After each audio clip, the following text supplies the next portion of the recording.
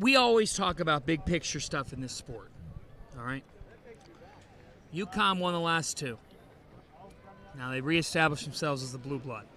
Florida, they won in 06, they won in 07, as you well know, my friend. What do you mean? But the Gators showed the college hoops world what does the build of this roster say to maybe the other programs that are striving to get there? A guy from Belmont, a guy from FAU, a guy from Iona. But again, it goes back to the evaluation piece that this staff did in the portal. There's so many coaches out there that just want talent, talent, talent. Look at these numbers. Look at this guy. Look, is he the right fit? Is he the right fit for Walter Clayton and all these guys that are already within that program? But they also have retention on that roster, right? Elijah Martin, yes, they brought in. Chinleyu, yes, they brought in. They also got guys back. They didn't just try to assemble a team, put a team together for 8 months. No, they got retention. They got freshmen. Again, give that Chris Staff a lot of credit. I do think that we need to talk a little bit about just how good this Final Four turned out to be. Oh, man. Absolutely. This was as good when it comes to 3 incredible games. This was as good of a Final Four as I think I can remember since I've been doing it. I've been to every Final Four except for the COVID one since 2009, and I don't think I can remember.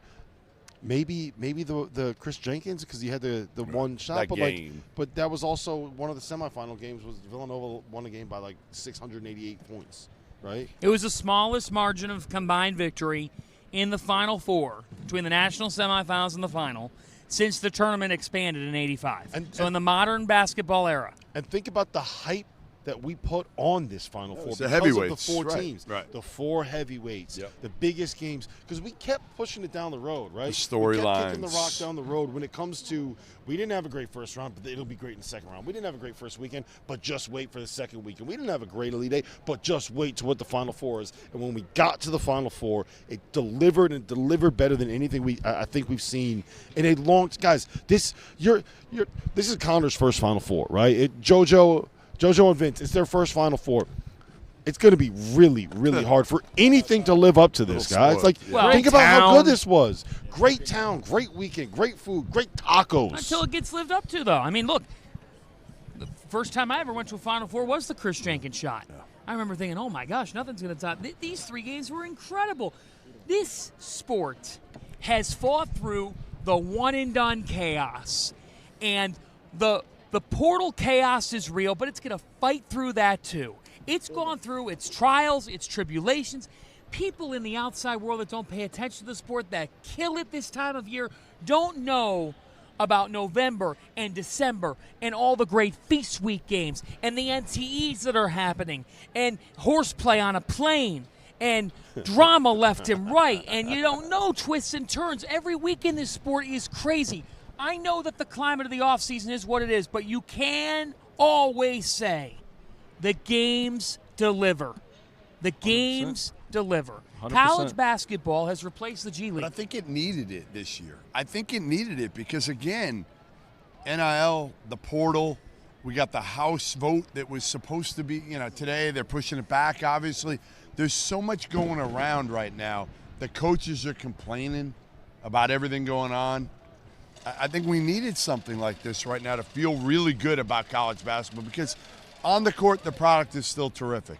Off the court, there are still some issues that need to be addressed. One big note, no freshman played in the national championship game for the first time since 1989. Wow. That's real? Wow. So that is one climate. I will say, the transfer portal has – the way that it works is it's grinding on coaches, it's grinding on staffs, it's grinding on the guys that are at the highest level of the game. I think at some point that's going to end up getting fixed, and at some point we're going to get to more of a consistent kind of happy medium for it. But what NIL and the transfer portal has done to be able to keep the best players in college for longer, like the quality of the games that we're getting at the highest level of the sport right now are better than they've been in 15 years. 100%. They're better than they've been any time in the one and done era. And I know it was a little bit ugly at the start here, but that is because Houston is built to make games ugly. That is what they do, and that is when they're doing it at their best. It kind of looks like this. Man, it is just crazy to think. when Florida hires Todd Golden, the collective response was, is this going to work? Mm-hmm. And 3 years into his tenure, he wins a national championship, and the Florida Gators are now, look, I mean, well, now you have the momentum Yes. you need because you didn't have the NIL that was equal to some of those other teams in the SEC. Right. I mean, guys like Matt McCall didn't reach in their pocket enough to help out the collective. So now they're at the point. Two. Now they're at the Gave point. it to DJ Lagway, the quarterback. I mean, Chandler Parsons. Like, what do you, Chandler? Can Well, you he was stop here. being cheap? Stop being cheap and come on, fork over some money at this point.